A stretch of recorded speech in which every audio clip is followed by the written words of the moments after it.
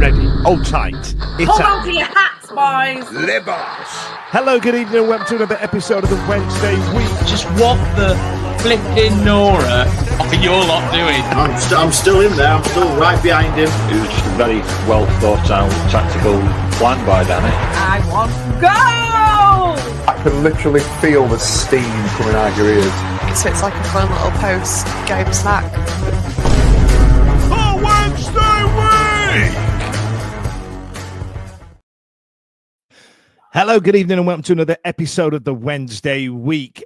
This week, we've seen our manager touting himself around Europe and the best of them, trying to get himself a new job with issuing "Come and Get Me Please" across German and British media, the like, with some websites telling us that he's already gone and some saying, hey, he's still here, but he's under contract. We will see how that goes. And with the next week looming of the contract, the retained list coming out in the next week, obviously next week we'll be talking about that, and we will also be bringing in the end of season awards, and that's what's happening. Joining me tonight, I've got Stevie, Charlie, and Ash. But tonight as it goes, we're going to be talking about the season just gone. Was it a success? Was it absolutely trash? It's the season review. Was it good? Was it poor? It's down to you.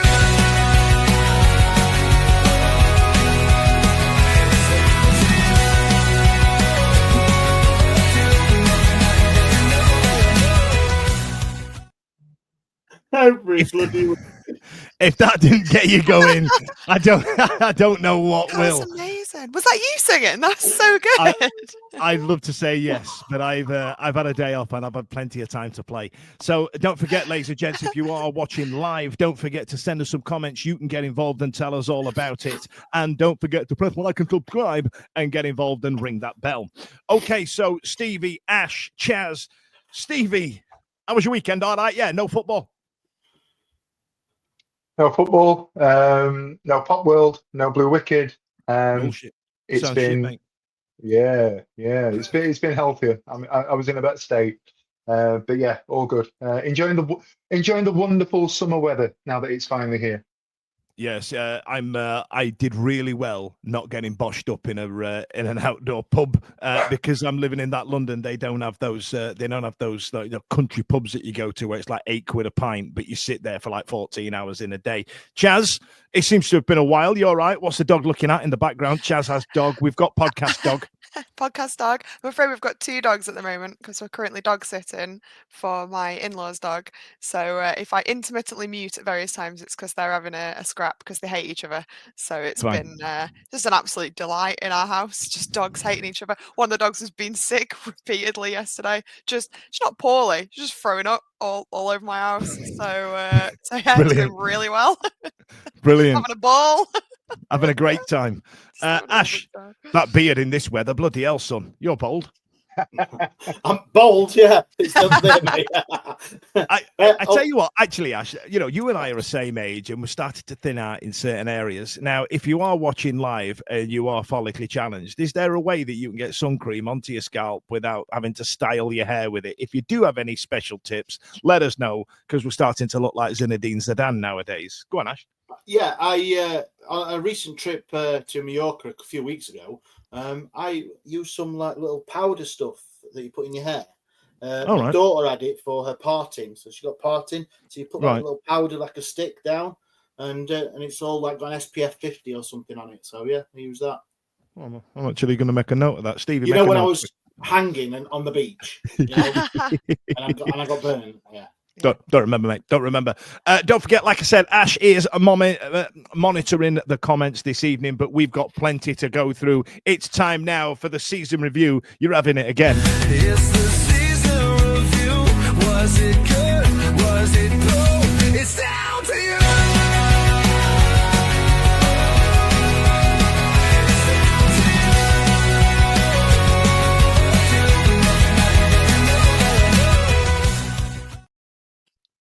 I'm not going to play that till the end now, but I just wanted to get a good fill out of it because it was good 4 hours of my day. So August 24 was a bit of roller coaster for Sheffield Wednesday. Kicked off the month in style with a massive 4-0 home win against Plymouth, but things turned quickly to poo as we had heavy league defeats to Sunderland, where Josh Windass did not have a great game.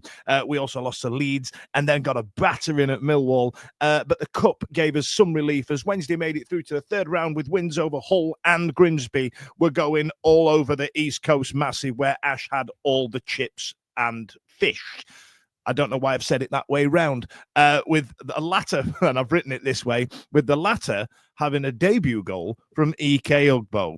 Off the pitch, there was plenty of movement too. Ugbo joined permanently from Troyes, and midfielder Shay Charles arrived on loan from Southampton. Going the other way, Bambo Diaby left for Elche, came out on a horse, when Malik Wilkes and Bailey Kadamatru went out on loan. The club also revealed a new mega popular third kit that Ash is sporting right now.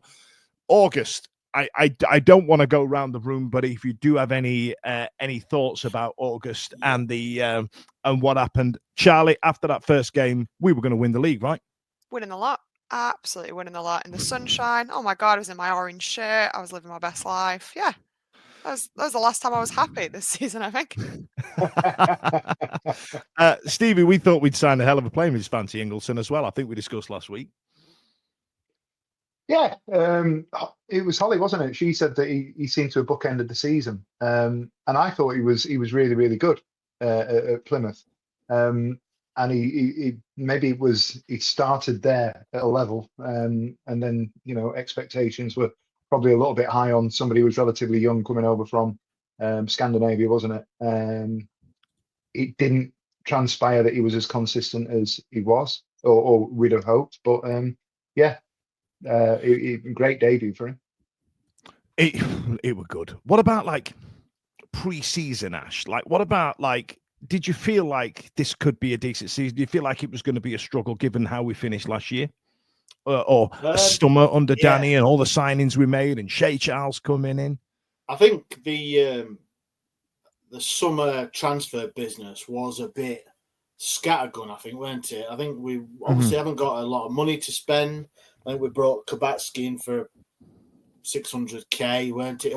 Did we pay that much for Olaf Kabatsky? Yeah, so it says on transfer market, and you've got to believe something somewhere online, haven't you? So, and then obviously Ike Ukbo signed. So I would imagine at that time, after the half a season that he had with us on loan, there weren't going to be many people who were turning their nose up at signing a guy who scored them goals. So good business that way, getting him in, getting back through the door.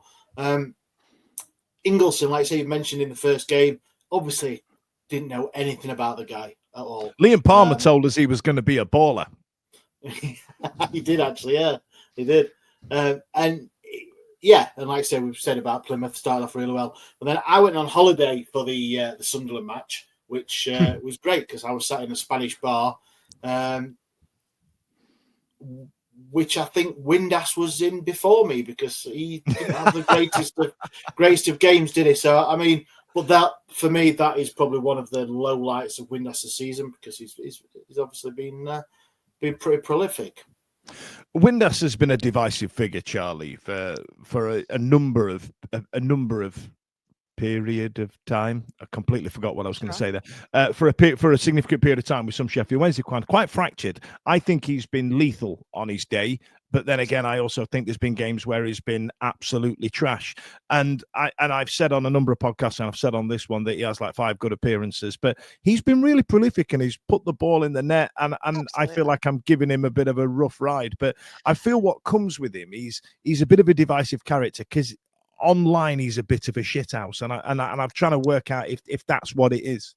I mean, for me, and I've said this all the time, is I don't care if he drops his kicks and moons the cop as long as he scores goals. Like, I don't really mind. I think in this country we were like it with Bellingham, like, oh, he's been cocky, oh, he's just scored a worldie and now he's showing off, oh, shouldn't he just bow to the players? It's like, like in Europe they're all like really cocky players, and I think we don't breed that in our players, and so I personally don't mind it when it's misplaced. Pride is different, fair enough, when it's misplaced arrogance. Would you argue that our most prolific scorer this century is misplaced arrogance? Probably not. And I do agree that he does have the odd off games, but show me somebody who doesn't. I don't think, I don't think we've had a single, Bannon has off games. And I think because he is such a good player for us, when he does have those dips, everyone's like, see, he's crap, we shouldn't be hero worshipping him after all. And for me, I think he's been worth every single penny for the big moments, for the big goals. I will say he's missed some sitters. So occasionally he's knocked something out that we're going in without him. But overall, for me, I think he's fantastic. I think I would not want to have to play against him. I'll tell you that. Like, I absolutely guarantee if he went to another championship club, I would not want to. I wouldn't want to be humiliated by one of his worldies. I'll tell you that. Fair enough. Let's move into October. So October 24 was a month of mixed fortunes for Sheffield Wednesday. In the Championship, they secured a 2-1 win away at Portsmouth, something that I struggled to remember the night. Following a goalless draw at home with Swansea. On the 22nd of October, the Carabao Cup journey ended on the 29th of October after a 1-1 draw with Brentford, in which we lost against penalties. However, Sheffield Wednesday turned up very well that day. Great goal from Gassama and great performance from Pierce Charles in the stick. Off the field, there was no significant transfer activities or public statements from the board during October, and the focus remained on building momentum. Look how naive we were at this point. And the victory over Portsmouth provided a morale boost, setting a positive tone as the team looked ahead to November's fixtures. Go on, Ash. No, all right. I was going to say September something about 8 matches before you were just reeling them off, so don't matter. Fair enough. So October, decent. Some decent performances. I still feel that there was a team in there, Stevie. Like there was the later on in October we had the game against Pompey, and it was where Smudger scored the worldie and we all lost our heads. And then that game against Brentford, I really enjoyed it, albeit because I walked there and walked back from my house. But it was an absolute. I felt like we really turned up, and at this point, this is where we saw Jeddy Gassama turn into the player that we had for a good 4 or 5 months during this season, right?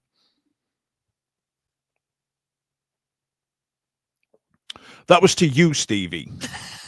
I'm glad he's concentrating. I am concentrating. My internet cut just as you went Jeddy Gassama, so I was just hoping it would be all right. So apologies for that. October. Honestly, my internet cut. It did. October. At that point, we were in a situation where we didn't have the injuries. We'd not been carrying the injuries that would come and sort of blight us a little bit later on in the season. We still had Bernard, I think, was still flirting around the first team and sort of bossing it at the back there. We were still looking steady, and we were still in those heady days of EK Ugbo's going to score in the next 2-3 games, so we're going to have a striker that we paid money for. In that sort of early part of the season, there was a lot of optimism that carried on because we didn't know any better, did we? But that's not to detract from the fact that the performances were good. Like you said, Brentford was good with the second string. I thought it was a really sort of positive performance, and it gave a lot of optimism for the players. I walked out of Brentford thinking, well, if this is the second string playing against the Premier League side, you look at what when it finally clicks in the first team, we'll be up and in and around it. And we were in the sort of period of time where either side of that, I think we'd played West Brom, and West Brom were flying, and then we'd ended up going out to Portsmouth, and obviously Smudge scored the goal. So it was a decent period of the season, and it was one where, after having lost the games against Millwall, Sunderland, Leeds, things started to click a little bit for us, and we were on that sort of upward turn, if you like. So yeah, it was a positive time of the season. It was a positive time, Ash, at the end of October, but when, like Stevie says, right, we had those games against Leeds and Sunderland, and we got our ass beat there. Then there was a draw against QPR, somebody who we should be beating at home. It was the goal, though, weren't it? The goal mouth scramble. Can you remember that? Oh God, yeah, it was that bloody thing, wasn't it? Yeah, it was that. But we did have at the beginning of October, we did have that really good away win at Coventry. Shea Charles scored the winner, didn't he? Yes. Gassama scored a cracking goal where he just picked it up one touch inside their half and smashed it. Just absolute rifled it in his purple patch, should we call it? But yeah, October was a strange one. Yeah, it was. had some great results. And like I said, away at Portsmouth probably topped it for me for various reasons. So, Chaz, we've had Portsmouth away. We're winning. We've turned up against Brentford. It's we're having a great time, right? We're gonna win, and then November kicks in, and then we got absolutely tonked by Watford at home. Oh, in God! In a game that not even the Watford fans could understand. I mean, what that was ass to the floor with a bump, wasn't it? It was just so crazy as well. We scored twice in that game. It's like sometimes we don't score twice in games we win. Like I didn't understand that all. It really was horrendous. And I think it really marked like how unbelievably dreadful our home form was. Like we were having our pants down at home like so consistently. Like we'd get these. We had the weird pattern of going a goal down away, but then winning. Like that was happening. Like we were winning 2-1 away loads, to the point where I just started predicting 2-1 wins because that's all we seemed to do. But we were absolutely having our trousers down at home, and it was I just couldn't believe it, and it was just an absolute disaster class. And I think it was at that point when it was like, maybe this is just how it's going to be this season. We'll some good, some not so good, because it was like surely nobody that is going to do anything impressive, pull off anything impressive. Like none of the teams at the top were getting battered like that. It was really humiliating. Did you feel, Chaz, that was the point where all of a sudden we realised that Danny wasn't the Messiah? Because the prior season we'd had a couple of tonkins under Danny, and we kind of wrote it off thinking, do you know what, it's just him finding his feet, stuff like that. But to lose 6-2 at home to Watford, that was the first time I saw posts going, he got that wrong. Yeah, well, I mean, we didn't, with respect, like it felt a bigger drudging than what we had under Cisco, like to a certain extent. Like it was, and it wasn't. Had we lost 6-2 to Brentford, you know what I mean? In the cup, you'd have gone well. Like, but there's something about losing like that. Something's got to be wrong. We know, and we said it like a lot of times that Danny's, not perhaps working with the best squad, and it's all pieced together out of like free transfers and cheap this, cheap that. But it was like really like six goals on home turf. Something's not working, and I think it was the first time that people maybe started to feel like they could criticize the manager, because I think he couldn't do wrong the previous season. He was inheriting a shower of shit. If we'd have gone down, it's like, yeah, we were going down anyway. Whereas now it's his chance to actually prove what he can do right from the start, right from the beginning of the the season. And it started to think, actually, maybe there are some questions that need to be asked. Absolutely.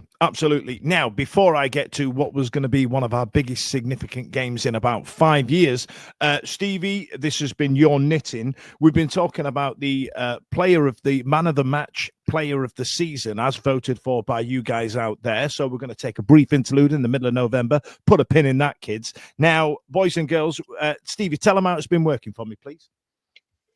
So every week we've sort of mentioned it last week. We get together while I'm walking up Herries, or we're getting back to the pub, or wherever it will be, and then we'll have our own little conversations on the way home about who we thought played well, who we thought didn't do so well. And we put together a poll in our private group chat of the best players. So it's not been any sort of transfer market or who scored, or it's not been any sort of statistical thing. It's just been our own opinions, if you like, of who's been good that day. We put it together internally, and then we put it out on the internet. We'll pick 3 and then another for people to have an opportunity to have a look at it.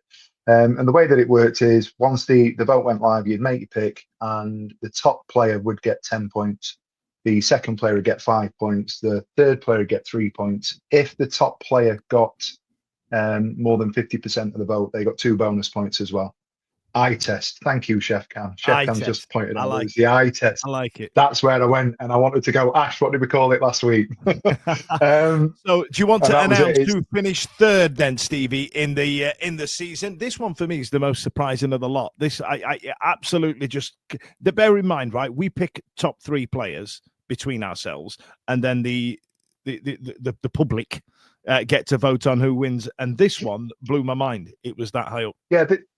This is it, and it's, before I do it, it's important to say, and I know the little sort of narratives that have gone out on social media have been quite difficult to write. However, I was a little bit nervous about putting Piers Charles in at 5th. I think it was. He finished 5th. He's only played 8 league games and a couple of. You didn't put him in though, did you?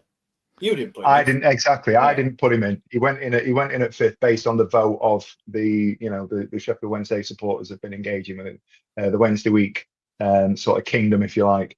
Third place was imaginary drum roll. It's not going up. What? It's there.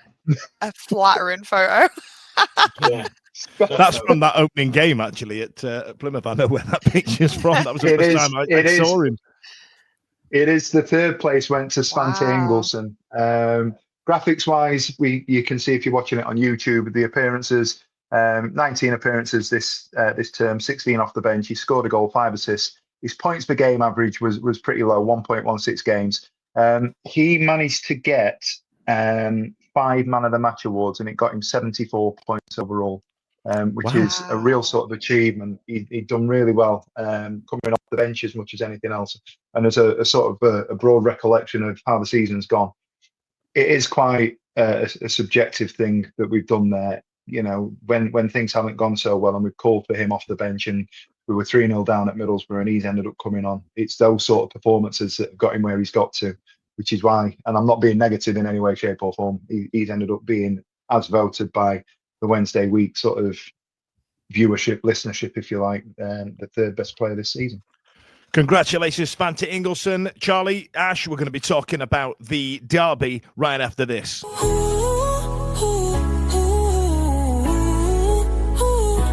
Hold tight, kids, it's advert time. Welcome back. So it's the first derby in 5 years, Charles. How are you feeling about that? Sick. Hate him. Forgot how much I hated him. It's like the dentist, and it don't come around that often. Then when it does, you're like, oh God, I forgot how much I hated this. Yeah, I don't know. I think I just hate all the build up and the dread. It's not even the dread of the game, it's the dread after the game. Twitter just becomes horrible, and it's so like, ugh, you're finally on even footing, and it's just, yeah, not good. I was dreading it. I can't lie.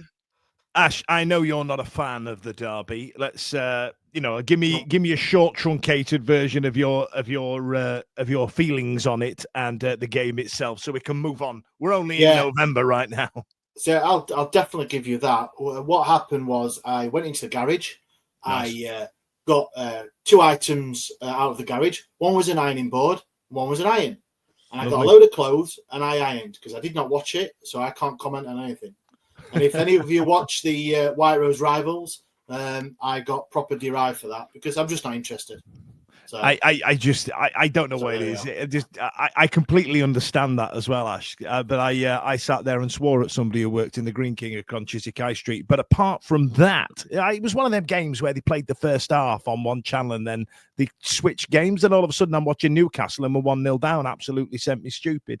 But anyway, we lost the derby. We didn't get beat, and it was a dour, awful game of football. However, this is November now, and once again, and I need you to put a pin in this and make a note of this. Once again, we lost the derby, and this is where the fan base starts to fall apart on social media. This, however, was justified this time round because this was when we first got the rumblings that there'd been no interaction between Danny and the chairman, and that carried over into December. In December, we played Derby, Preston, Blackburn, Oxford, Stoke, Middlesbrough, and Preston. Off the pitch, Danny Röhl expressed frustration over a breakdown in communication with club owner Dave Ponchansir regarding transfer plans ahead of the January window.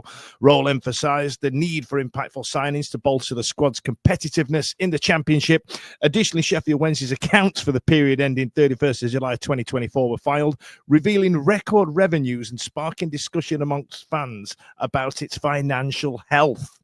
I think we didn't make a loss, which was going to get us a point deduction, but we were under some kind of registration embargo, if I remember rightly, back in December. This off the pitch, Stevie, was a tumultuous time, wasn't it?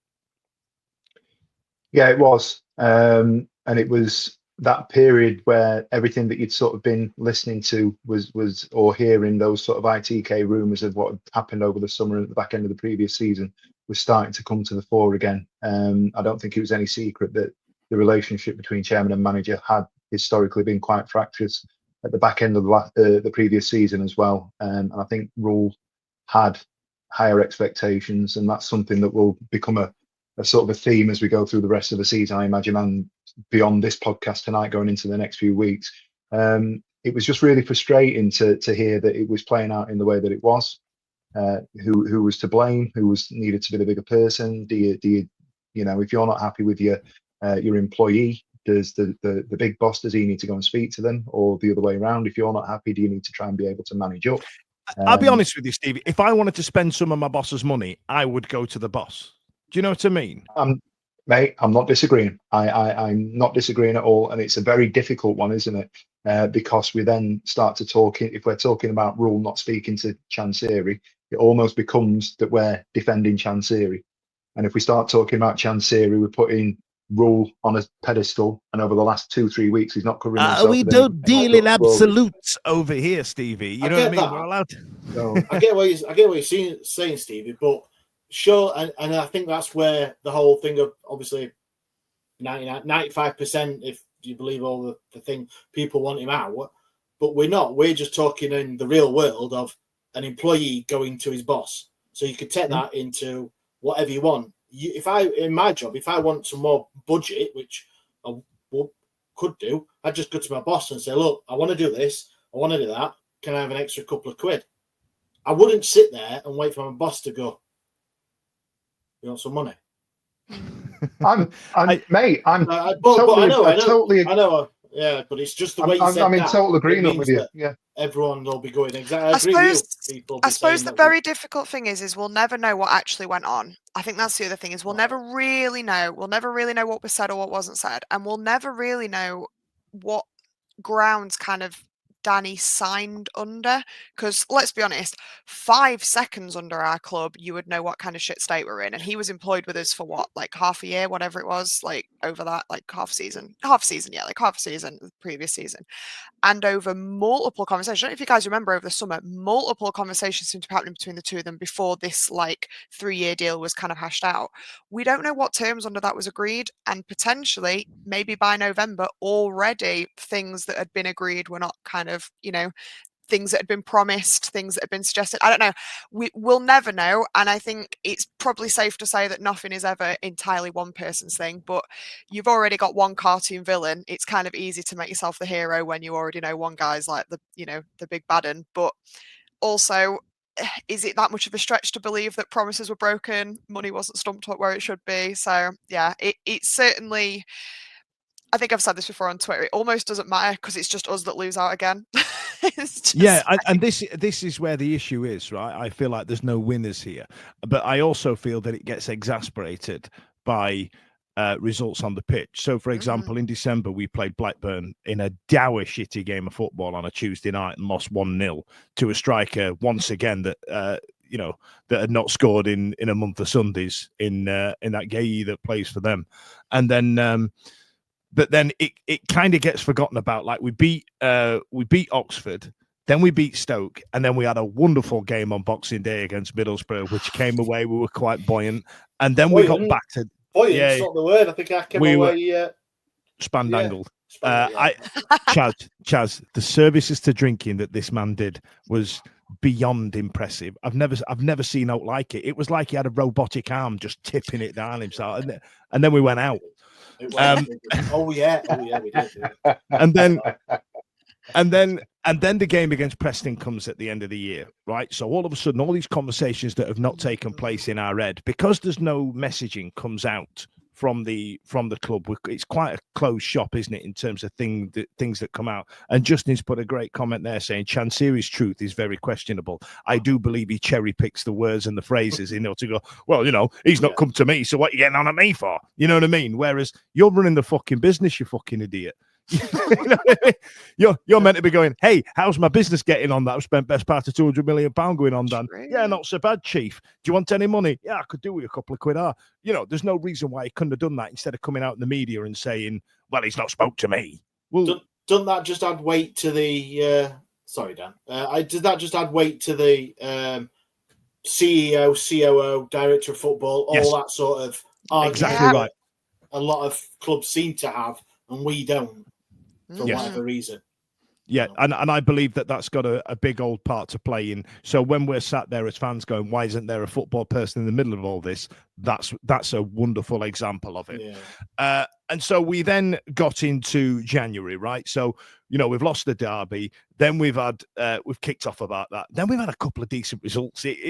December's normally crap for Sheffield Wednesday and has been in recent years. That weren't too shabby, December. And then we're going into January, and the first day, little did we know that this was going to be it at Hillsborough. This is going to be it for the season. We beat Derby County at home 4-2 on New Year's Day, a game that I am really regretting not going to, but I was hungover to sin and piss. And then draw against Millwall, draw against Coventry, in which they won on penalties. Then we got spanked again by Leeds. Then a draw against Bristol City, and then a 2-0 win away at Queen's Park Rangers. Now, that QPR game was brilliant, but there's a lot of draws down, a lot of concerning. All of a sudden, Stevie, the fixtures at home were starting to become an issue at this point, weren't they? Yeah. Conversations around us not picking up points at home coincided with us, coming from behind to win away. And, it's those points where you're talking about if we're going to make a run for the playoffs, because it was around about this point where, we were in that conversation for anywhere between 6th, 7th and, sort of 11th.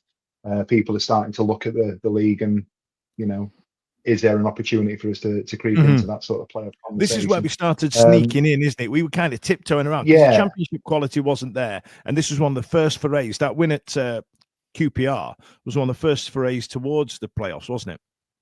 Yeah, it was. And the thing was, I don't know about anybody else, but for me, it was, I'll go back, and I know we're into January now. I'll go back to that sort of period at the end of December where Boxing Day we drew and Preston. We'd had a couple of good results before that, but we were looking at it, and I distinctly remember going, right, even though we've only drawn at Middlesbrough, if we beat Preston, which we should be able to do, that takes us in and around the conversation. And then you've got Derby coming up. We're better than Millwall. We beat Coventry. Well, Coventry was a cup. We've got Leeds in there, and QPR. That's a run of fixtures where we could pick up. And again, don't know about anybody else. We can get 15 points from this, or we can get 12 points from this. And if we win this game, you start to do the sort of math in your head, don't you? And that was the reason why, it became that sort of pivotal period for us. And we just weren't picking up any points at home. And like you've said previously, if we'd have known on the 1st of January that we go the rest of the season without picking up another win, it would have been, a bit of heartache early on, wouldn't it? Absolutely. Now, Ash, you were there having your pie and peas supper.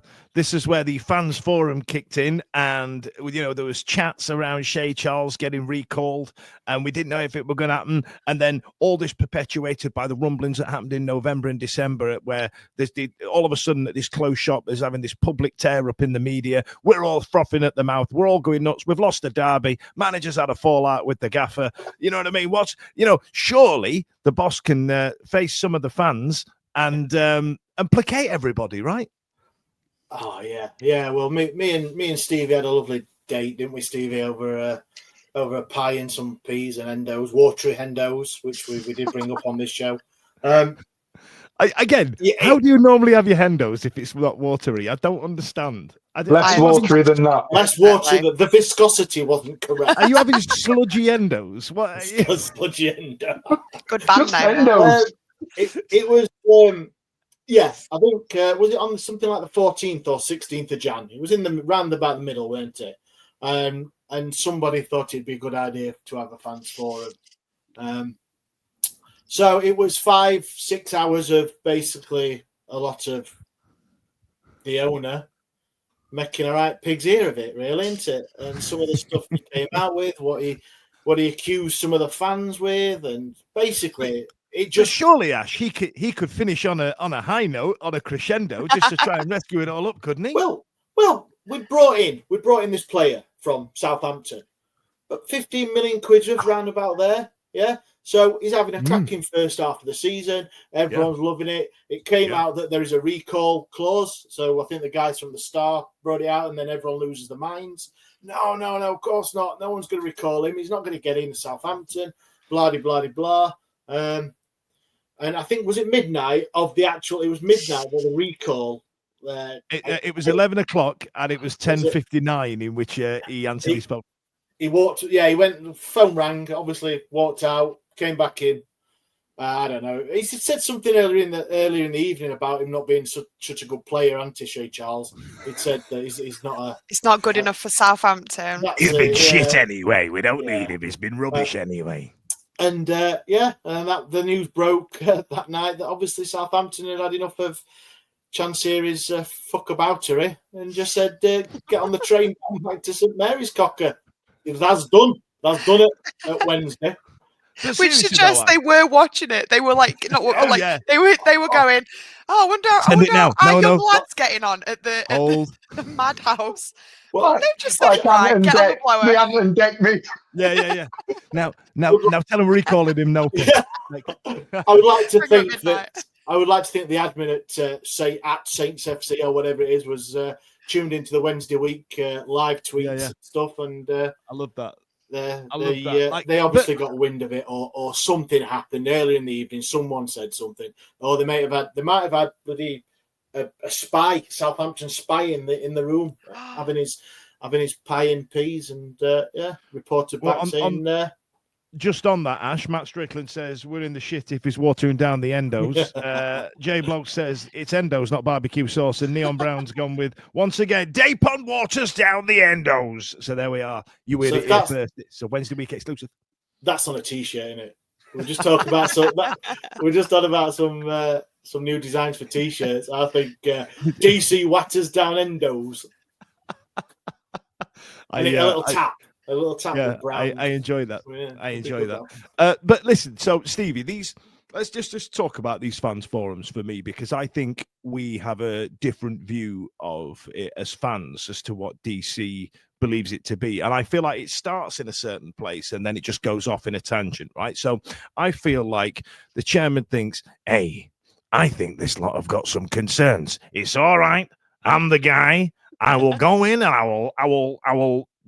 I'll sort it out, lads. Like what was his name? Zach Dingle. Lisa, look, me and O'Kane will go to Woolley and we'll sort it. You know what I mean? I feel like he's going to walk in and just go, it's all right. I'm going to have a chat. We'll sort it out.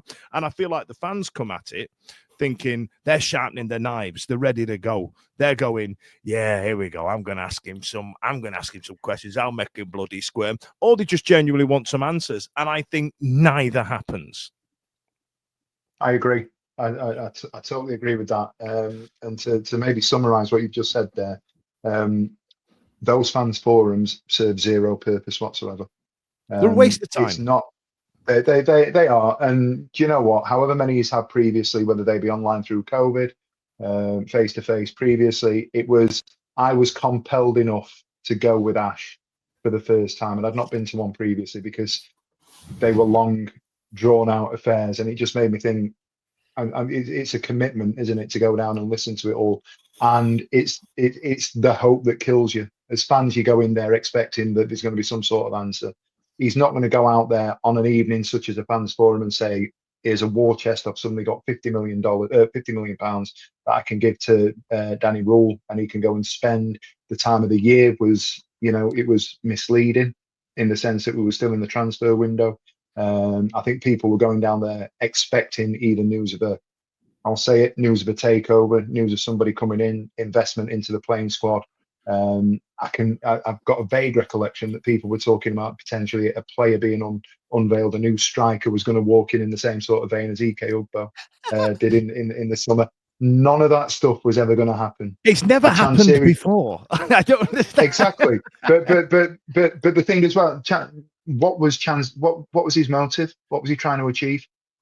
Because if he was genuinely going into that fans forum with a viewpoint or the intention of placating a fan base that was quite irate, given the form, given the situation we were in, given the fact that there were the rumblings around chairman and manager, it wasn't going to happen. And I'll go back to it. I think people went to that forum, paid the money to go and attend and eat the food and then go and sit down. I genuinely think they went in there expecting that there was going to be some sort of announcement, that there was going to be a sea change in what was going to be happening going forward. This is my issue with them, right? So the fans are going in expecting something, an answer to something. So, good evening, ladies and gents. My name's Dapon Chansiri. What we've got, we've just signed up a new COO. He's going to be looking after the day-to-day affairs. Here he is, Alan Allenson. All right, nice to meet you, Al. You all right? And then we've adopted the Brentford model. We're now going to set our scouting reach quite far and wide. This is going to happen. Also, season ticket prices have been frozen for the next 3 years. Something like that. But what we get is just meandering nonsense. Go on. We got some transfer news in on the night, didn't we? Unfortunately, it was someone going out. It wasn't a new striker coming in. We did get transfer news. So, I mean, 50-50. Listening to that for 6 hours and then at the end of it going, oh, by the way, our best player's off. See you later. Thanks a lot. It's almost funny. Like, it is kind of like now it is sort of objectively kind of hilarious. And my favorite thing about it, I think, is like our wonderful journalists who try so hard because they have to write about some absolute insane things that go on in our club, but still be kind of broadly respectful. Just being like, and now Mr. Chansiri has gone out of the room for several He's gone for another cigarette. Yep. And he's just said this strange thing in relation to a fairly sensible question, and no one knows what's happening, and a lot of people have fallen asleep in their pies. And it was just like, but I went to bed ready to be like, what a beautiful morning that Charles has not been recalled. Look at my phone. I'm like, oh, and it was, absolutely insane. Like, just thinking, oh, God. I did that. Did you do exactly the same? I did it. I tweeted that out, didn't I? And then someone said, "Oh, shut up!" And then half an hour later, in bed. That's right. Yes, you did. I'm just going to put this message. Is that Justin's comment? Justin's comment. Yeah, Justin. I like this one. Dapon. Sure, it could be because he's saying fans don't need to know the plan. Don't buy a ticket if you don't like it. Why are you nasty to me? So that could do you run a business?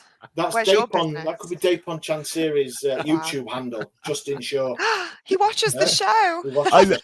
I tell you what, in my head there, I know what Justin's doing. Fair play, Justin. That's a good comment. But I like the idea of Justin Shaw being a pseudonym, and then Chansiri just setting up his fake account, going, "Is Justin a British name?" And Trevor Braithwaite next to him going, "Justin Shaw, brilliant. Yeah, that's right, Justin Shaw. Let's get that in."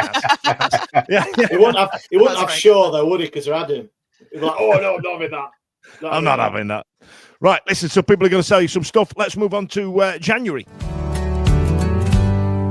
Brace yourself.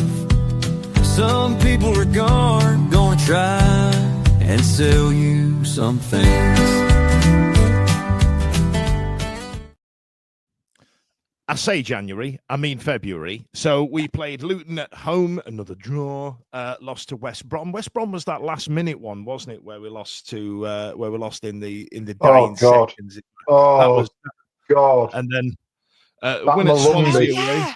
It was the opposite of when we had them at home. Yeah, it was like the exact same match, but it really stinks. And we were in absolute turmoil about it. This is rubbish, but we'd just done it to them, not a year before. Then there was a loss at home to Coventry, another loss at home. Then there was that bloody game against Burnley, and then a loss at home against to Sunderland. Now this is where our playoff charge, Ash, fell to piss and or shit. Yeah. Right, so look, when the fixtures come out at the start of the season, I sit down with my lad and go, which games do you want to go to? You know, like we're home and away and all that sort of thing. Stop it. Get out of my bedroom, Dad. Well, I don't want to go anymore. Stop making me go. That's bloody hell. That's what it's like now. And it was, and I've not been to Burnley before, so I wanted to go to Burnley. I'm not going again. Yeah, scratch that. I mean, I had a shite fish and chips before the game.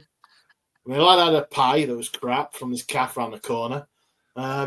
They've got a lot of. You had a crap pie in Burnley? Yeah. No, I didn't. Lewis did. Lewis had a crap pie in my fish and chips. It's like the opposite of I took a pill in Ibiza. I had a pie in Burnley. I'll tell you what, these t-shirts are writing themselves. Literally. I had a crab pie in Burnley. How the hell did we win an award? Jesus Christ. No wonder there's only 380 people watching. Jesus Christ. Sorry, that's my fault. Please carry on. So and then obviously they're towards top of the league. They've not conceded in 20 odd games.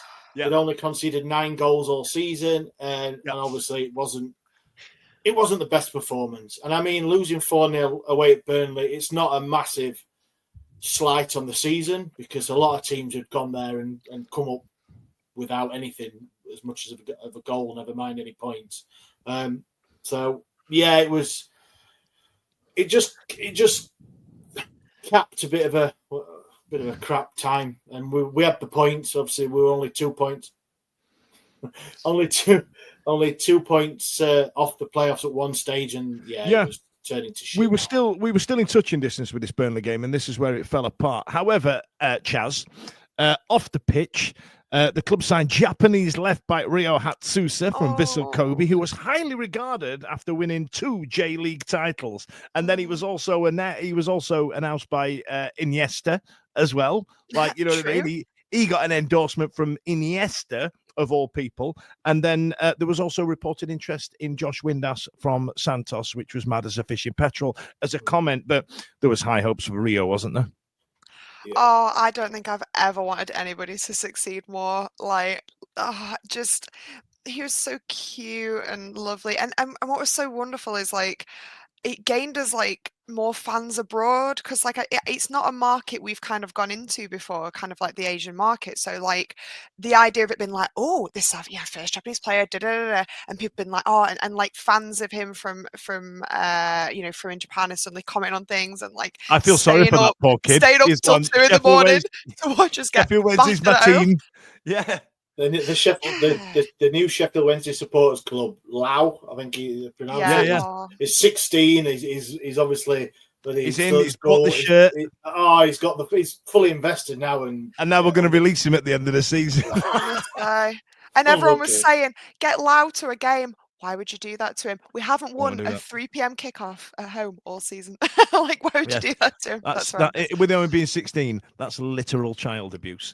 So Hatsusa didn't really set the world on fire. Does he stay? Does he go? We don't know yet. However, Stevie, at this point, right at the end of February, we're still in touching distance of the playoffs. Now, this is around the time in which Charlie announced she doesn't give a rat's dick about playoffs. Which in a hotly contested chat that we had back at this point in the season.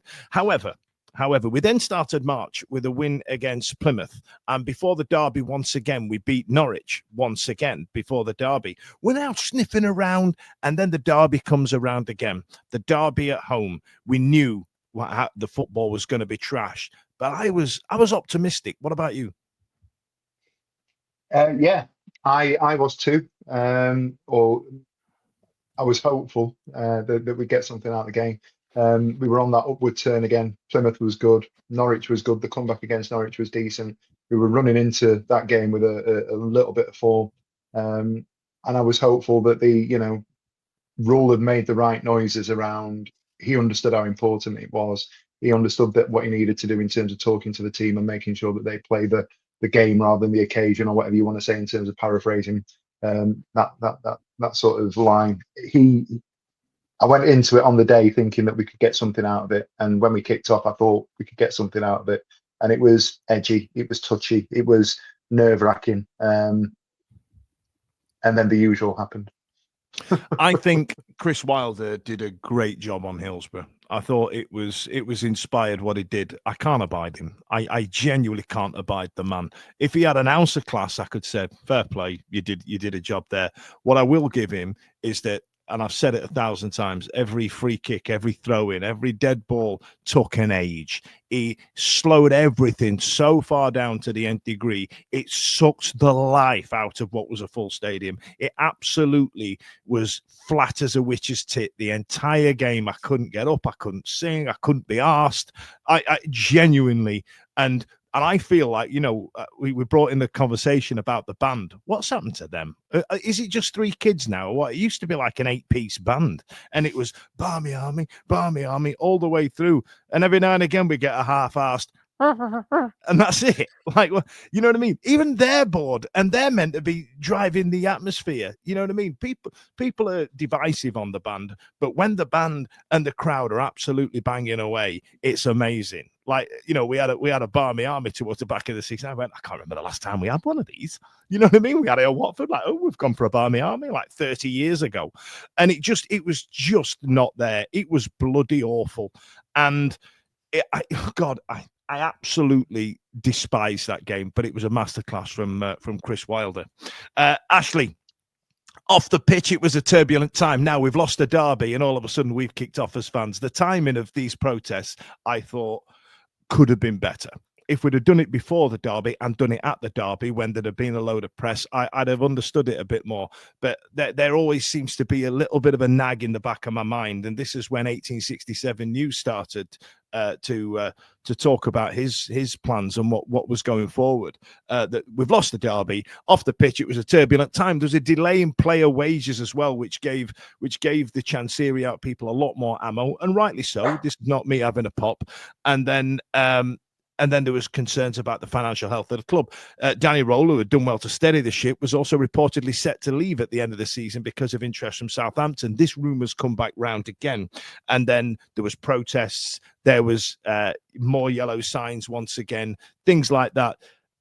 Given what we were speaking about in January in the fans forum, you can see where this has come from, right? You can see how this has come about. Yeah, okay, yeah. I think... it's been growing for a while. Obviously, the guys at the 1867 group tried, didn't they? And they've been at it 18 months. Yeah, they tried, and obviously they disbanded because they're just getting. Well, I think they're getting abuse for one, which is never right.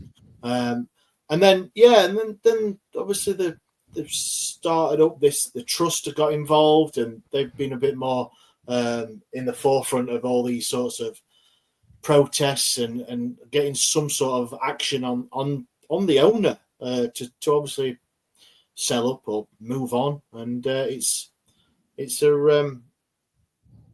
not helpful, but then there's never a good time. No, there's the chairman. There's a chairman. So yeah, it's never a good time. People said you don't do it when it could affect the players and all sorts of that stuff. But if you want change, people have got to be actionable, aren't they? It doesn't matter when it's going to be, because that's it. I don't know. It's it just is what it is, isn't it? You know what I mean? You kind of like, I get it. I completely understand. And I feel like the turning round stuff thing started to creep in at this point. But listen, we've discussed that to the nth degree, and I'm not dragging it back up. I am intrigued to see what the next steps are, especially through the summer, and I'll quite happily offer a platform out to anybody that's involved in that, and we'll talk about it online. In the meantime, Stevie, let's talk about the player of the season, TWW fan voted player of the season, second place. It's this guy, Jeddy Gassama. It was only going to be one of two, really. So, spoiler alert, it wasn't Jeddy because he finished runner-up. 36 appearances, seven substitute appearances, 7 goals, 1 assist for a points per game ratio of 1.21. He managed to get 107 points.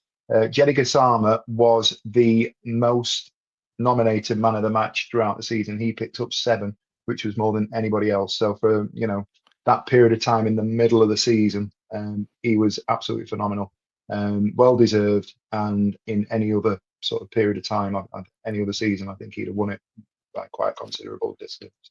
Absolutely. And there's a reason I picked this period in time, because I feel like it was April when his form started to drop.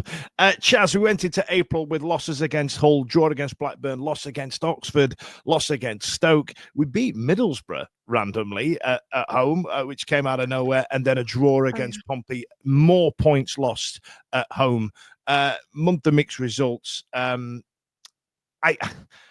There was a lot more protests, a lot more happening, a lot more displeasure within the fan base. But on the pitch, beating Middlesbrough was a hell of a highlight. But we lost 1-0 at home to Oxford. That's just not acceptable, right? I think I think we sort of got to that point where it's like technically we could have still like got relegated, but it was like if a whole load of like crazy things happened. So it was like we were pretty much mathematically safe, and everyone was kind of recognizing that there's no real way we're getting a playoff push. But I think everything had gone off the pitch at that point. I know I felt like that. I was a bit like the Middlesbrough game actually. I was sat with Holly and we we were like hysterically laughing at times because we were like, we're actually having fun. We're having fun at the football. And it was like a brief, like little happy moment, pointlessly beating Middlesbrough to pointlessly ruin their playoff chances just out of spite because we weren't going to get anywhere near them. No reason. Just love to ruin their lives, I guess. But yeah, it was so awful. I didn't really have much to say about players that hadn't been paid on time. I think, there's no telling what impact that would have had. And I think, yeah, it ended with a bit of a wet fart, didn't it? It was just a It bit did. Chef Cam's done a good comment there. He says, I think last year's running gave us a false sense of optimism. And it did. It really did. Yeah. And then we thought, hey, we've got some good fixtures here. We were looking at the fixtures thinking, here's a good 12 points we can saddle out of these last 5 games. We're sailing up the league, lads. It's happening. Get your hat on. Get your sun cream. We're going Wembley. That's what's happening, Duck. And we just, like you said, just a little bit of a girly wet dribble towards the end of the season. Izzy Nicholson has said that, and Justin Shaw, Dapon's burner account, saying black and yellow all next season. Justin said, and Izzy said, "Is that a hint about away kit colours?" I've just thought, what if this special kit with the old badge that's coming out is black and yellow? Can you imagine if he's already signed off on that? If this new one that we've all prepaid for is black and yellow, ooh, that would be absolute bants. So into. Right. Okay. So this is a sidebar then, Stevie. I'll come to you about it. It's a tasty topic. So we're into April now. Off the pitch, the club faced significant unrest. The Sheffield Wednesday Supporters Trust organised a symbolic funeral march protest before the home game against Portsmouth, highlighting the fans' concerns over the club's future and Chan Series ownership. A joint statement was issued by the Sheffield Wednesday and Blackburn Supporters Rovers Trust on the 8th of April, condemning mismanagement by club's owners. So us and Blackburn have gone, hey, you're crap owners. And there were a deepening, there was what right there. These actions reflected the deepening rift between the club's leadership and its supporters. So it's got tasty now. The Trust released that statement in April of where all the fan groups have got together, and do you know what, it's been asked us a lot, and I just wanted to clarify our position as a podcast on the on this trust, because I know, Ash, you have to go and sit through these meetings, and bless you, and as much as me and Stevie try and ply Ash for information, he does play the game quite well with it. But we aren't a fans group, and we're in a unique position where we just want to tell you what's happened and try and truncate the message for you and give a balanced and measured view. So I didn't want you thinking that that we've sold our soul to the devil. If you go back earlier on where I significantly quite F and Jeff, we're not in any camp. We are just telling you what's happening. But this funeral march might be a weird term, but funeral march because of the Pope died, didn't it? So they changed it. It was just a march. Yeah. Oh God, did we call it a funeral march and then have to change it? It was. I think they hinted at that earlier on, but obviously things happened, so they just changed it to a gathering. It started at the Crucible. Crucible, weren't it? Neil said Lyceum. That's right. That's right. So it seems to be gathering pace. There was bids from Adam Shaw knocked back, as Alex Miller reported. Do you feel like this feels different this time round, Stevie? In the sense that are you asking in the sense that the protest is going to have some sort of impact in terms of working against Chansiri? I feel like there's more of a circling of the drain for Chansiri than there was during prior unrest. It feels, I have to say, it feels more organised. It feels more, there feels like there's more of a plan. And I mean this with the greatest respect to the 1867 group and the 1867 news and everything that's happened previously. And when I say this, it's not because I believe that was the case. I'm using it as a sort of analogy. That felt, in comparison to what's happening at the moment, a little bit written on the back of a fag packet. let's go and do this. And the reason that it felt like that Great is because start. it was It so started it off. It did start it off. I mean, I'm not going to put a slight on the lads. It was the start of a movement that's gathered pace now, right? Absolutely that. And that's the point I was trying to make. And I preface what I was saying by saying I meant no disrespect, and I don't, whether I agree with people or otherwise. That was a movement that began, and it was right. It was militant. It was, we're going to do this. It was very emotional. Whereas it felt the other week like there was a little bit more about it in terms of a structured, organized coming together of different groups that have decided that they were going to sit down and take the time to ballot, listen to people, get the opinions, what is going to have an impact, how can we get people to listen. We're now tagging people, we're communicating in a more articulate way. Again, I say that with the greatest respect to people that they think might be able to listen, and to that end it's gaining traction, and it continues to gain traction. You're getting Simon Jordan talking about it on TalkSport. That wasn't happening 4 or 5 months ago. You're getting the national press are talking about it. It's hitting Sky Sports. It's on the BBC. You know, national outlets are now picking up the unrest that is happening at Sheffield Wednesday because, and I would argue that there's probably an element of Southampton, Leipzig, Leicester, all these teams that are now getting linked to Danny Röhl. People will be going, why is that happening then? He's done this over such a short period of time. He is where he is. And then people are starting to do a little bit of a deep dive and realise that it's not all rosy down at Hillsborough, and they're looking at it thinking there must be some unrest. And maybe there's elements of that, you know, that are getting that sort of that attention as well. But in terms of that protest on the day, the march, the procession, the movement, you know, I thought, I wasn't on that week, but I thought the way that Simon articulated it was absolutely outstanding. Our Simon, by the way, social media Simon, not 1867 Simon. He talked about the fact that he was at Hillsborough Park and he was listening to wanted to go and look at it, look at what was going on.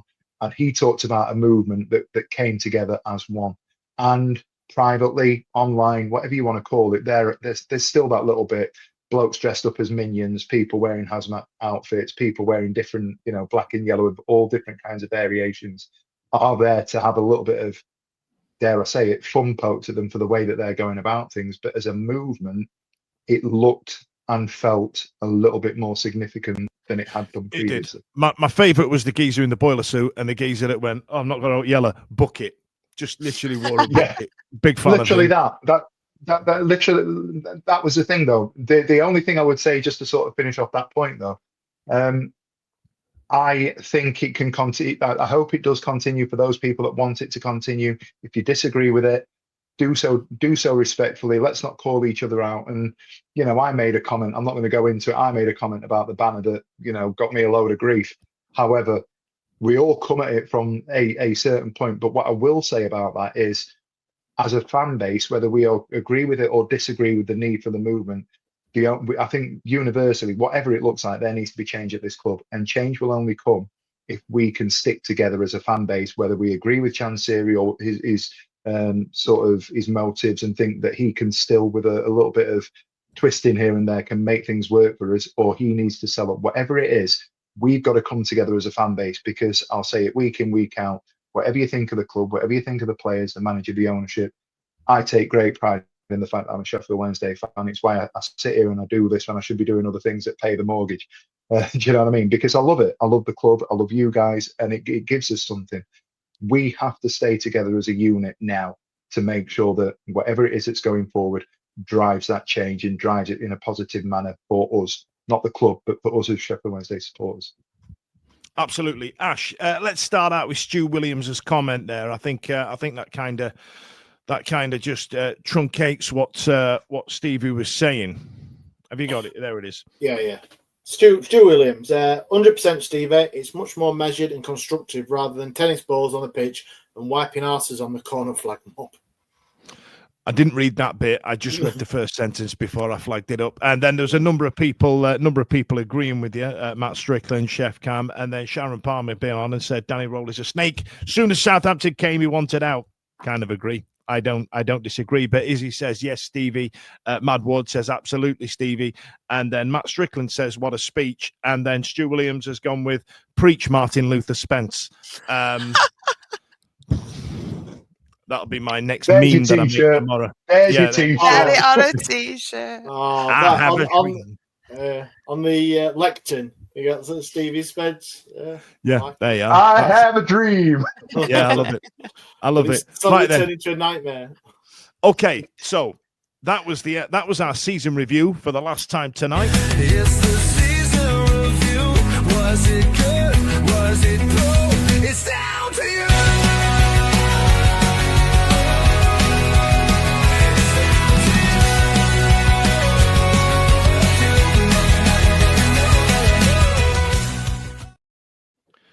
Which leads nicely into what the song was just saying there is, was it good, was it poo? Which absolutely takes me into tonight's Hot Topic. It is a multimedia mega showing tonight, isn't it? This is absolutely all over it. So we are mid-table. We are the top. This is our highest finish since 2017, Charlie. Right, and I want you guys to answer this in the comments as well. We're going to give you a couple of minutes to get your comments in, because tonight's hot topic is: was this season a success? Charlie, how do you reflect on it? Because they've been asking this of like people like Ange Postecoglou and Ruben Amorim, right? Because they're the two teams just above relegation in the Premier League are both in a final. One of those teams is going to play Champions League football next year. Would that mean it's a success? We've had a lot of problems off the pitch, but we finished 12th with Chisco Munoz's signings, right? Is that a success? On the pitch, absolutely. I would have beat your hand off for 12th at the end of last season, and I think we've forgotten what a normal season looks like. Some big wins, some big losses, some very boring, crappy draws in the middle. That's what 12th place looks like. That's what you get when you play 12th place. You may be a bit close to the bottom, maybe a bit close to the top at times. That's what it looks like. Ultimately, though, for me, I am so glad to see the back of the season because of just everything that's happened off it. So I think footballing wise, yeah, definitely an improvement. A big improvement, something to build on, whatever. But the way everything else has gone, it's just, yeah, I'm afraid it's kind of just shrouded it for me. Poo, I'm afraid. I'll have to go with poo, Daniel. Put me down for poo. Ash. The start of the season, my Put prediction me down for poo. Oh my God, these are just writing. Like we said, must be That's on the opening credits next year. Yeah. got enough T-shirt ideas for Katie Price's kids, haven't we? Bloody hell. You got. I think for me, I said between 14th and 10th. I think I said so. I'm banging on the money with 12. But are we right? Are we defining the success on the pitch as in the football, or the season as in it's your whole? criteria, Ashley? It's your criteria. Man. What do you measure it on? What do you go to the football for? Oh, well, we could have finished bottom and I'd still enjoy going to the football because obviously I go with other people, you guys, the lad, the neighbour, and the boys, and the away games at QPR and Portsmouth and all them good places, and Middlesbrough. That's for me. That's success. I go. So but football wise, I got it bang on. I'm happy with that. It's massive progression on the face of it, but then we only got something like 6 more points, didn't we? Something daft like that in the end than last season. So it's not as big as progression in terms of. It was a places. shit championship, wasn't it? Yeah, to be fair. In terms of places in the league, massive improvement, but on the whole of it, no. But yeah, probably I'd say it was a success on the pitch, off the pitch. Shit show, yeah. Am I putting you down for poo? Only because the shit that happens off the pitch is more detrimental than finishing 12th. How's that? That's 2 for poo. 2 for That's poo. 2 Daniel. for poo. Right, Stevie, where are you sitting? On the pool or adjacent to? On the toilet. We're sitting on the I largely agree with what has been said already. What I would say is that it's on the field, it can't be anything but a success. You can't consider it as anything other than a success. It's the highest position that we finished in 8 years. We've made incremental progress in terms of results that have taken us to that point. The one thing I would argue with you guys is that I don't think it was a poor championship. I think it was a really competitive championship, and that made it exciting. And I know last week there was a conversation around it being 2 teams finishing below 70 odd points or whatever it was to get into the playoffs. That just goes to show that if you take Burnley, Leeds, and then down the road out of it, you know, everybody else from 4th, Sunderland, forgive me, everybody from 5th down to 21st or whatever it was at any point would have had an argument for a conversation about being in and around the playoffs. I don't think that makes it a shit championship. I think that makes it quite competitive. We can talk and argue about the standard of what's happened, but you know, it is what it is. I get what you mean, though, Stevie. But let's be honest: the 3 teams that came down with parachute payments have just gone sailing straight back up to an extent. I mean, they were the top 3 teams and won it at a canter. And if we'd have got into the playoffs, we'd have absolutely had our ass handed to us. Anybody outside of those 3 teams, with the exception of 1 or 2 also runs, such as Coventry and maybe Sunderland, are, you know, I don't know. I feel like, anybody could beat anybody, but Cardiff were 3 wins away from staying up and probably knocking on the door of the playoffs. I feel like the quality just wasn't there. But just to that point, what I'd say to you, and it opens up an almost existential argument about parachute payments, teams going down, the gulf getting wider. So to that end, do you then take out the teams that are coming down, the teams that are going up, the yo-yo sides? Because away from those 3 that look like they might end up going back up, depending on what happens with the playoffs, but the 2 that have gone up, you've got Sunderland, and then you look at Coventry. They were streaky second half of the season. They weren't significantly better than us. Let's go back to the Beadle mistake at Hillsborough. We beat them at their place. I thought we were a better side for large phases of the games that we played against Coventry. Sunderland were better than us. Bristol City are in the playoffs tonight. I thought we were better than them, both home and away. I thought we were better. They were a weak side. They were a poorer side, and we conspired to drop 2 points at home. And these are teams that are in and around it, aren't they? For me, we could compete with the teams that are in and around that playoff this season.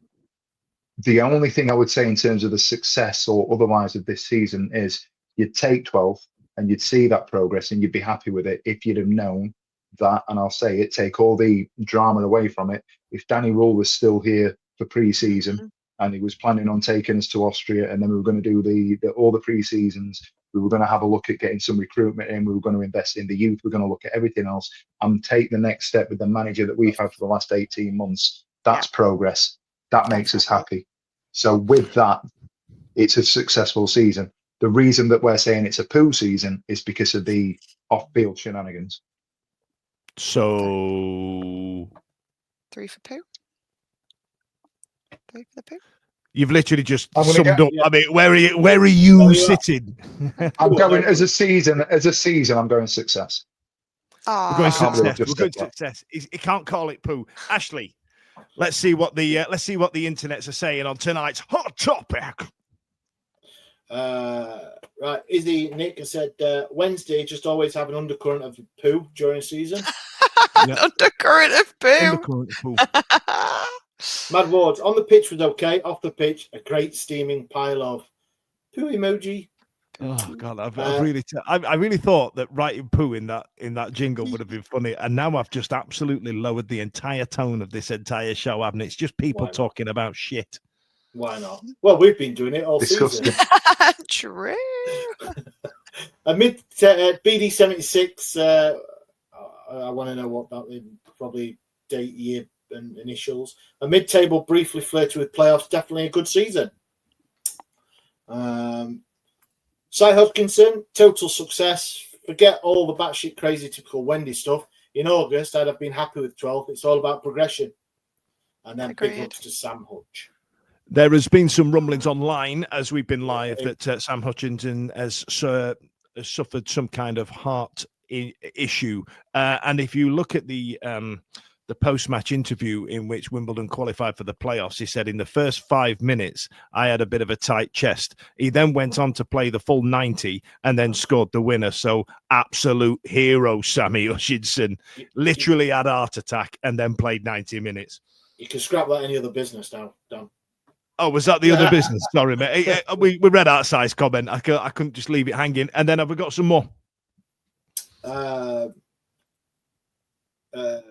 Chancery Short, like no hot water after a poo. Brilliant. Stevie is watering down the poo. So. And was farting around the pool. I quite enjoyed it. Pre-season comment. Here we go. 12. I got it, but as Charlie says, big downer going into the last few weeks. Yeah, the end of the season kind of damp squibbed me a little bit. I kind of agree with Hergel McGurgle there. Right then, let's move on. That was tonight's Hot Topic. Stevie, before I go into any other business, do you want to wrap up the player of the season? Because we're all wondering who it is. Oh, who could it be? What a surprise. Before you were around, I've done it. I was just about to say, before you just say, get people to comment who they thought it were. I'm going to leave the graphic up for a moment. It's Shea Charles. Absolutely outstanding. What a player. What an absolute superstar he's been for us. And he's going to be, and we've all had those sort of lone loves over the last 10, 15 years, haven't we? He's going to be one that's going to that's really going to hurt when he comes back to Hillsborough next season, if he's playing for Southampton or if we see him anywhere else. Summary of his performances this season: 42 appearances, 1 goal, 5 assists, and a points per game average of 1.25. Gassama got 107 points in the total, and Shea Charles got 115. He did it with 4 man of the matches, which, if you do the sort of the working around, goes to show that he has been consistently, and I should have done this before we came on air, up and around it all season in the top 3. He's been involved in more games than he hasn't. Let's put it that way. Credit to him.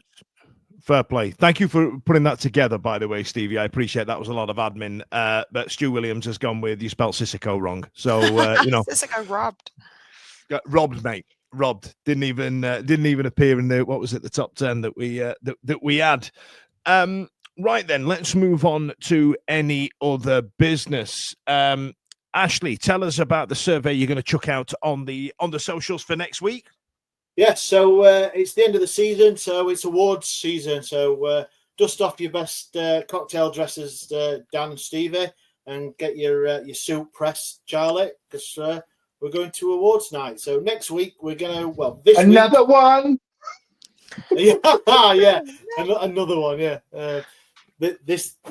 we've got. We thought we'd got about as much chance of winning this one than we had last one. So. So we're going to put a survey out, just vote basically who your player of the season, or I think there's one there for best goal, home and away game. There's all sorts of youth player, your under 21 player of the season. So just pick a player and then we'll do an awards, fancy stuff next week. So yeah. Thank you very much. Absolutely. And don't forget, ladies and gents, this week is Mental Health Awareness Week. So reach out to your pals and say hello. And we'll keep an eye on Speakeasy online. There will be some things coming out for those guys as well. Does anybody have anything else to add apart from get well soon, Sammy H? No. I was just looking at your notes here, Dan, and there was a question about was the season a missed opportunity? Or the signs of promise amid the chaos. I don't know if I threw the notes out. Success or poo. I paraphrased it too. Was it success or was it poo?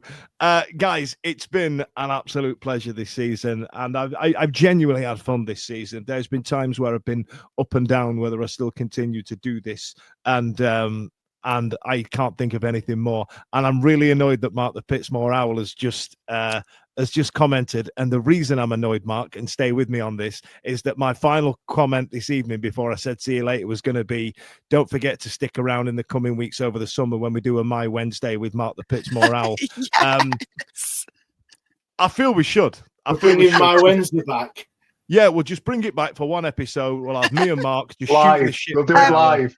Surely it do should be live. Wednesday Legends. Surely, like, it's not my Wednesday. Surely he's the biggest celebrity we've ever had I am on. absolutely Some I'm enamored with Mark. I put a picture out of Mark. I edited him onto a picture, and he took it all in good faith. And that he completely got what I was trying to do with it. And I think he's great. He's absolutely just he's in my brain, and I love him.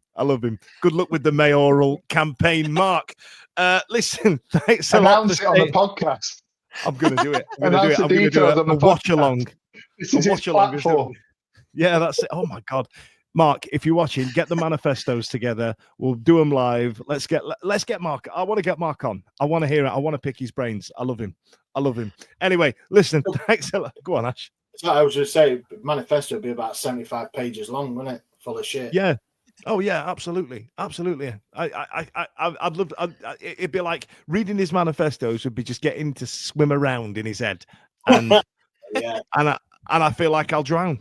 But listen, thanks a lot for joining us this season. If you get to have a look at the numbers that we posted last night on our socials as well, absolutely overwhelming. The charity stuff, when you guys have been so generous with it, and God, I feel like it's been a hell of a journey this year. And it's been a hell of a season. And if your hendos is too runny, add a bit of corn flour. My nan's text me. Thanks a lot, guys, boys and girls. See you later. Every week, live from 8 p.m.